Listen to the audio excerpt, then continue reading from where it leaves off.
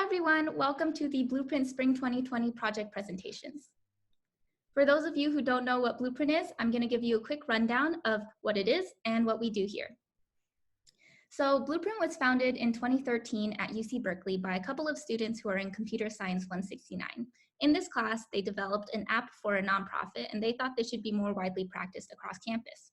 So they founded Blueprint with the mission of making technology more accessible and useful for those who create communities and promote public welfare. So what is it exactly that we do? We are a team of developers, designers, and external members that develop apps for nonprofits pro bono, as well as promote technology for social good across campus and beyond. So who are we? We are the executive team, which we refer to as E-Team in Blueprint. I'm Audrey, I'm the president. Our internal vice president is Noah Alkis. Our external vice president is Rachel He. Our vice president of projects is Allison Dowski. Our vice president of technology is Frederick Kim. And our vice president of design is Emily Zong. And you will hear from them all really shortly. So now I will hand it off to Noah, who will talk a little bit about a look back on this past semester, spring 2020. So looking back on this semester, we wanted to maintain the momentum we had going for many initiatives from last semester, and we were off to a really great, energized start. However, this was a troubling year for the world. Spring 2020 will forever be known as an incredibly unprecedented time. As the school readjusted its policies to accommodate for COVID-19 and the shelter-in-place regulations, Blueprint had to quickly shift all of their activities to be remote. There were a lot of changes made to general meetings, team meetings, and many semesterly Blueprint traditions. We did our best to keep things running, maintain our wonderful club culture, and to continue our ongoing club-wide initiatives. My favorite aspect of being IVP was trying to facilitate moments of genuine connection between members.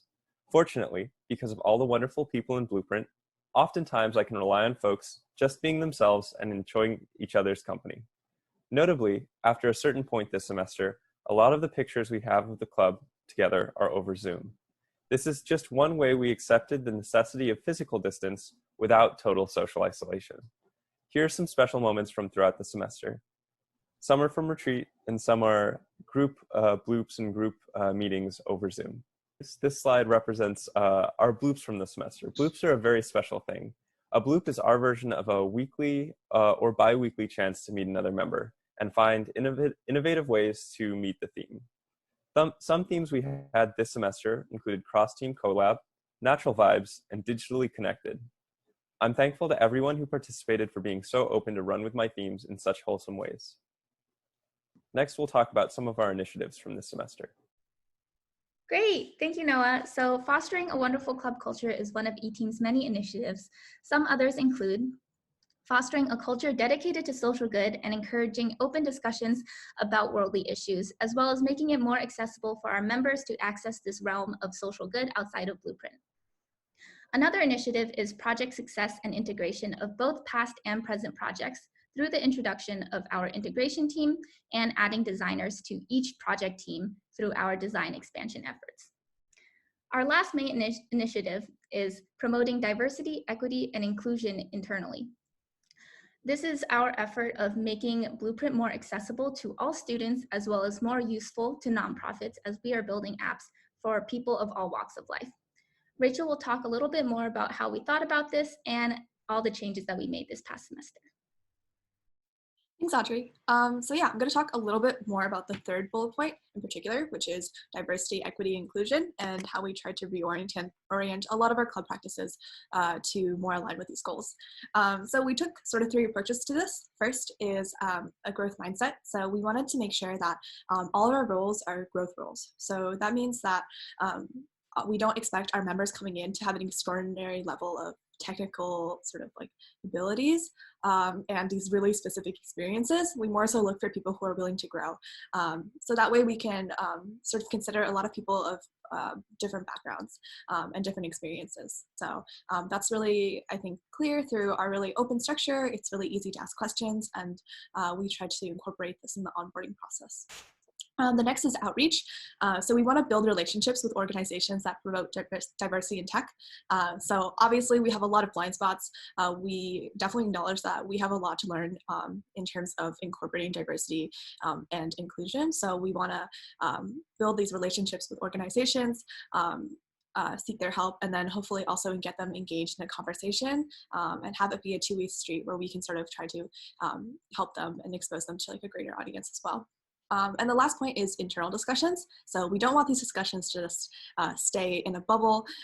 In eTeam, we want it to incorporate the entire club, and we did this by trying to have a lot more topical GMs or general meetings where we discuss relevant issues like bias in technology and really have this be highlighted as our value and things that we really care about, and have it always on the top of our brain. Yeah, so Fred is going to talk a little bit more about Build with Blueprint, which is a process of our recruitment where we really try to keep these issues in mind. Thanks, Rachel. The primary goal of Blueprint recruitment is to find the best people rather than the best developer, designer, or external. That's why in Build with Blueprint, we try to look for growth and resourcefulness rather than technical experience. Blueprint has the resources to help new developers get up to speed to help their project teams, but they need to be willing to learn and able to utilize all their available resources. In the past, we tried different projects from Ruby on Rails, LLM, and Python, and for each iteration of Build with Blueprint, we took parts that worked and improved on parts that didn't. From last semester, we kept the project in Python to ensure that everyone has a fair foundation. So what changed this semester? Well, for one, we provided workshops for 1.5 hours offered twice on different days. It provided a recap on Python for people who haven't worked on Python for a while or are just starting to learn it, as well as an introduction to the projects for any clarifying questions the candidates might have. We also provided work sessions for a max of 3 hours offered for 10.5 hours over a span of 4 days. Here, we provide a remote development environment on Amazon Web Services to ensure that they only work on the project during the work sessions and the ability to ask questions directly. Since both the workshops and work sessions were in person, we tried to make it as accessible as possible by providing multiple options. We also had them write a reflection to provide the chance for them to talk about how they thought they grew and what resources they used, as well as if they thought Build with Blueprint was a fair assessment of their growth and resourcefulness. So what worked? For this semester's Build with Blueprint, we were able to ensure each candidate spent an equal amount of time on the project. This allowed us to see how the candidates grew in the same time, as well as an introduction to the in-person work sessions, allowed us to see face-to-face how candidates utilize their resources, gave them the ability to ask questions, and show us some of their prior experience for context. Of course, there are still many ways to improve Build with Blueprint in terms of having a solid rubric so that we know exactly what we should look for beforehand, effectively communicate with general members as to how they can contribute, and user testing to make sure the project is understandable and bug-free. Now, Rachel will briefly talk about some initiatives our external team pushed for this past semester. So there's sort of two sides to Blueprint. The first, obviously, to build technology for nonprofits, and the other is to create a culture around social impact and get those conversations started. So that's what external team is all about. And I'm going to talk a little bit more in depth about this in our actual external presentation, so be sure to check that out. But we have sort of 3 main goals as an external team. The first is to prioritize mission over hype in all of our initiatives and events that we put on. The second is to create a culture of social impact. And then the last is to try to ensure project and event success and successfully allocate all of our resources. So one initiative that external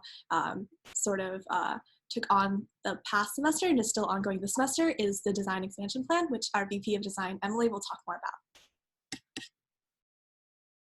Thanks, Rachel. Now I'm going to talk about how design has changed over the last year in Blueprint. So some context is, before our design expansion, every single project team had 1 project leader and 4 developers. And inevitably, every single year, our project leader would have to delegate design work to a developer. This often resulted in rushed design work and no time is left for user research or really understanding the user's mental model. Now with the design expansion, what we've done is we've added a designer to every single one of our project teams. And now it's very clear what each person's role should be. Our designers work on user research, user testing, and creating wireframes and mockups, whereas our developers work on implementing those features. So this has actually brought numerous benefits to our organization, and it's actually all outlined here in this article. But some main takeaways that we've gotten from this is that, one, we now create better projects for the ones that matter, which are the users. We realized during our user research portions that oftentimes we make decisions based off our understanding of the users, which may or may not be correct. By taking the time to really talk to our users and understand their problems, we're able to create better products that address their needs and not our understanding of them. Additionally, designers have created closer partnerships with our nonprofit organizations. Our designers meet up weekly or bi-weekly with our nonprofit organizations to do user research or discuss updates with their wireframes. And this has made it a two-way street where our nonprofit organizations are able to contribute and give feedback on our design work. And we're able to give them more consistent updates, as design tends to work a lot quicker than development. Additionally, our developers have become more inspired and effective as they're able to see a more tangible visual of what they're coding towards. This has also sparked conversation within our community about best front-end practices, which is always a good thing and often missed within our education system. Now, Audrey will talk a bit more about how projects work as a whole, not just through designers. Thank you, Emily. So how do our projects work? How do we identify nonprofits to partner with, as well as successfully deliver our apps to them? Let's take a look at our project timeline. So throughout last summer, we spent that time frame reaching out to nonprofits, interviewing them, and scoping project breakdowns and determining what needs to be completed for the minimum viable product, which is to be completed in the fall semester. Our teams consist of 1 project leader, 4 developers, and 1 designer, with some flexibility depending on what each project needs. This past semester in spring, we focused on stretch features, polishing, and testing, as well as began the process of handing off our projects to our nonprofits. Throughout this coming summer, we're going to be continuing this process of handoff, as well as ensuring that our projects are properly integrated into the nonprofit workflow. So introducing the projects that we've been working on for this past year, we have Unloop, which is led by Devi, People Power Solar Cooperative, led by Fang, 1951 Coffee, led by Avery, DC Central Kitchen, led by Annie, Rescuing Leftover Cuisine, led by Micah, and the integration team, led by Franco. So thank you all for listening to this introduction, and be sure to check out all of the presentations prepared for you by each project team, and stay safe and healthy.